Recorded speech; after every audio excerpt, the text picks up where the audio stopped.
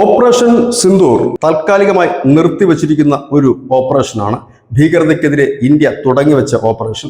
അതിനു മുൻപ് തന്നെ ഒരു വലിയ ഓപ്പറേഷൻ ഇന്ത്യ സ്റ്റാർട്ട് ചെയ്തിരുന്നു. അതായിരുന്നു സിന്ധു നദീജല കരാറ് മരവിപ്പിച്ചുകൊണ്ടുള്ള ഒരു വലിയ നീക്കം.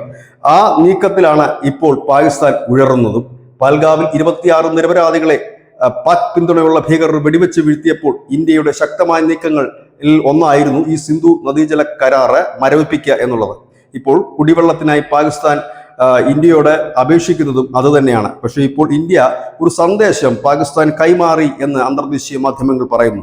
അതിനായി അവർ പറയുന്നത്, കഴിഞ്ഞ ദിവസം ഇസ്രായേലിന്റെ ഒരു TV ചാനലിന് ഇസ്രായേലിലുള്ള ഇന്ത്യൻ അംബാസഡർ JP സിംഗ് ഒരു അഭിമുഖം നൽകുകയുണ്ടായി. ആ അഭിമുഖത്തിൽ JP സിംഗ് പറഞ്ഞത്, ഈ കരാർ നിർത്തുന്നതിന് പറഞ്ഞ ഒരു കാര്യമുണ്ടായിരുന്നു. ഇന്ത്യൻ പ്രധാനമന്ത്രി പറഞ്ഞത് വെള്ളവും രക്തവും ഒന്നിച്ച് ഒഴുകില്ല എന്ന് തന്നെയാണ്. അതായത് ഈ ഭീകരവാദം പാകിസ്ഥാൻ എന്ന് നിർത്തുന്നു അന്ന് മാത്രമേ ഇത് പുനഃപരിശോധിക്കുകയുള്ളൂ, അതിൻ്റെ ഒരു ചർച്ച പോലും നടത്തുകയുള്ളൂ എന്നാണ്. ആ സ്റ്റാൻഡിൽ ഇന്ത്യ ഉറച്ചു നിൽക്കുന്നു. അതിൻ്റെ ഭാഗമായി ഇപ്പോൾ എന്തെങ്കിലും തരത്തിലുള്ള ഒരു വിട്ടുവീഴ്ച ചെയ്യണമെങ്കിൽ ഇന്ത്യ തേടുന്ന കൊടും ഭീകരരായ മോസ്റ്റ് വാണ്ടഡ് ക്രിമിനൽസായ ഹാഫിസ് സയ്യിദ്, സാജിദ് മിർ, സാക്കിർ റഹ്മാൻ ലഖവി തുടങ്ങിയ കൊടും ഭീകരരെ ഇന്ത്യക്ക് കൈമാറണം.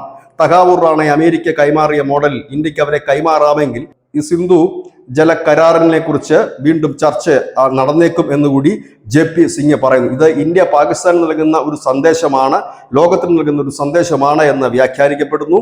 കാരണം പാകിസ്ഥാനെ സംബന്ധിച്ച് ഇപ്പോൾ വലിയ പ്രതിസന്ധി തന്നെയാണ്. കാരണം ഈ ഭീകരന്മാരെ പാലൂട്ടി വളർത്തുകയും ഈ ഭീകരന്മാർ ഓരോരുത്തരും റാലികളിൽ പറയുന്നത് ഇന്ത്യക്കാരെ കൊന്നൊടുക്കിയാൽ, ഹിന്ദുക്കളെയും ഇന്ത്യൻ പട്ടാളത്തെയും കൊന്നൊടുക്കിയാൽ സ്വർഗം കിട്ടുമെന്നാണ്. ഏതായാലും ഇപ്പോൾ ഈ ഭീകര നേതാക്കൾ കാരണം പാക് ജനത വെള്ളം കിട്ടാതെ ഉഴറുകയാണ്. വെള്ളം കുടിക്കാതെ സ്വന്തം ജനതയെ കൊല്ലുന്ന ഈ ഭീകരർക്കൊപ്പം പാകിസ്ഥാൻ നിൽക്കുമോ, അതോ ജനതയുടെ വെള്ളം കുടി വീണ്ടും പുനരാരംഭിക്കുമോ എന്നുള്ളതാണ് ലോകം ഉറ്റുനോക്കുന്നത്. News desk news India.